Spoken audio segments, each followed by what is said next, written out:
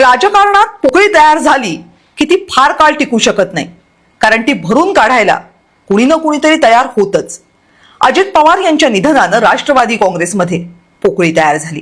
अजित पवारांचा राजकीय वारसा त्यांच्या पत्नी सुनेत्रा पवारांकडे आला, पण त्यामुळे अजित पवारांची पोकळी भरून निघेल का याबद्दल अनेकांच्या मनात शंका होत्या.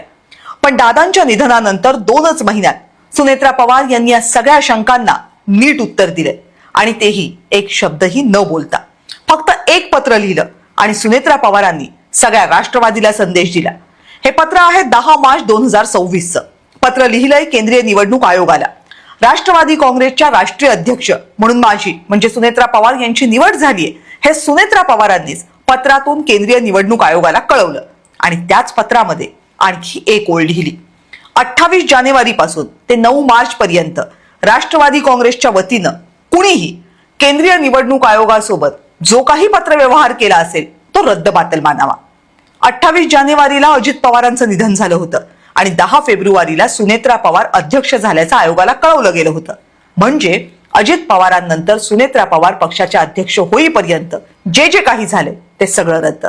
पण दादांच्या अपघाती निधनानंतर पक्षातले असे कोण नेते होते आणि त्यांनी असं काय केलं होतं की सुनेत्रा पवारांना थेट रद्द करावं लागलं ते सगळं?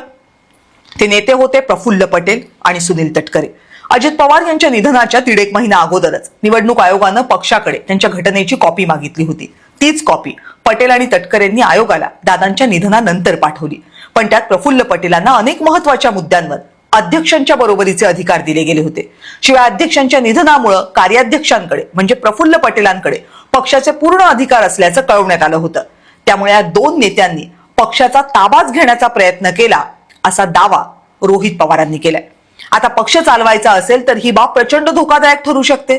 सुनेत्रा पवार यांच्या हे लक्षात आलं आणि त्यांनी हा सगळा पत्रव्यवहारच रद्दबातल ठरवला. शिवाय हे करत असताना तिथं सुनील तटकरे आणि प्रफुल्ल पटेल यांची नावं जोडली, पण नावांपुढे पद नाही लिहिली. गुरुवारी संसदेचं अधिवेशन संपताना सुनेत्रा पवार दिल्लीमध्ये पोहोचल्या, पण त्यांच्या सोबत ना प्रफुल्ल पटेल होते ना सुनील तटकरे होते. खरं तर दोघेही या पक्षाचे खासदार, पण तरीही पक्षाच्या अध्यक्षा दिल्लीमध्ये असताना ते सोबत नव्हते. सुनेत्रा पवारांना पत्राबद्दल विचारलं, त्या चकार शब्द बोलल्या नाहीत. सुनेत्रा पवार राष्ट्रीय अध्यक्ष झाल्यापासून प्रफुल्ल पटेल फारसे दिसतच नाहीयेत.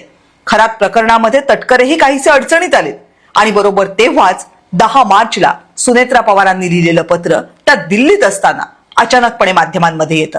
आता हा सगळा योगायोग असणं शक्यच नाहीये. सुनेत्रा पवारांचं राजकारण सुरू झालंय.